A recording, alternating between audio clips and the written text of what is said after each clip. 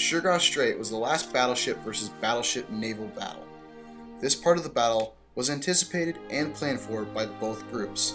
The U.S. 7th Fleet, in this case, had better planning and was waiting for the Japanese Southern Fleet in the Surigao Strait when they arrived.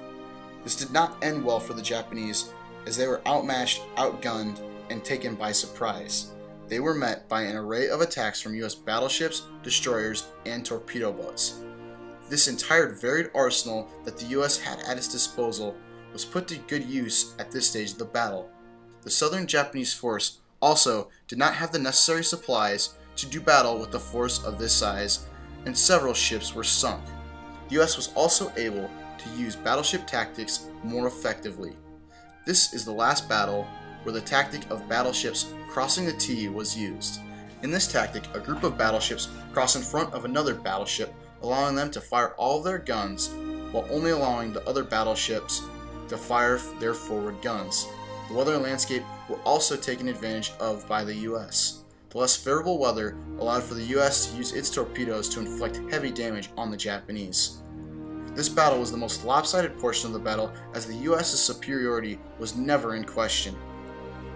The Battle off of Samar on October 25th was a direct result of the miscommunications that had happened the day before. Nobody was available to prevent Kurita from moving toward the San Bernardino Strait and attacking the U.S. 7th Fleet.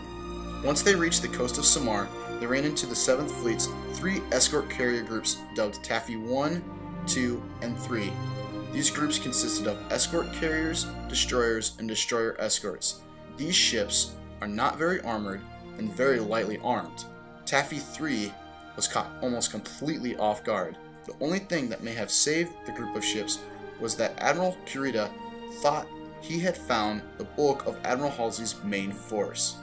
Even though they had been beaten up in the previous 2 days of fighting, Kurita's central force was still very powerful and outmatched Taffy 1, 2, and 3. Yet, the commander of Taffy 3, Rear Admiral Clifton Sprague, counterattacked to the best of his ability. He had initially tried to retreat, but once unable, his ships put up a fight that may have prevented Kurita from further engaging the rest of the 7th Fleet.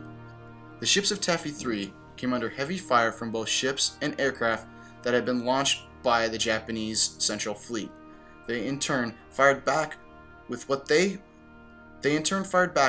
had and whatever aircraft they could get in the air. The ferocity of this defense led Kurita to believe that he had indeed encountered the main force of the U.S. fleet, and he retreated quickly. Even though he retreated quickly, they had been able to sink several U.S. ships. The battle saw the Japanese completely outgun the Americans. Also, they launched an intimidating new weapon, the kamikaze. The first use of the kamikaze aircraft took place following the Leyte landing. A kamikaze hit the Australian heavy cruiser HMAS Australia on 21 October, but organized suicide attacks by the Special Attack Force began during the closing phase of the battle off of Samar, causing the destruction of the escort carrier St. Lo. The battle off of Samar was a clear victory for the Japanese, but they were unable to capitalize fully on their superiority. The battle off of the Cape of Engano on October 25th was the result of Halsey moving much of his task force north to engage Admiral Ozawa's northern force. He did not reach them until October 25th, and the only confrontation that occurred was the defeat of a few of the Japanese aircraft. The northern force was not the strength of the Japanese fleet and were picked apart on October 26th by sortie after sortie of aircraft flown from the U.S.'s aircraft carriers. Among the ships sank was the carrier Zukaka, which was the last surviving ship from the attack on Pearl Harbor. This once again proved how superior the U.S. dive bombers were against the Japanese ships. This engagement only solidified the superiority that was felt by the U.S. force, and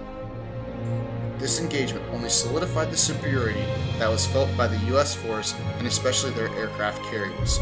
On October 26th, the battle ended when the U.S. sank a few more of Ozawa's ships and then proceeded to attack from the air the ships as they retreated, bringing the Battle of Leyte Gulf to a close.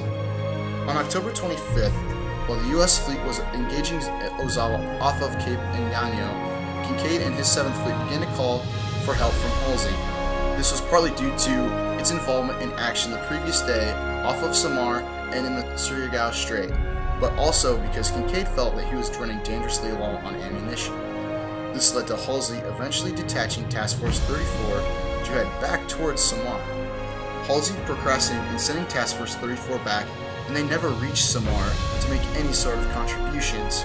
This is just a further example of the lack of communication that existed between the US fleets.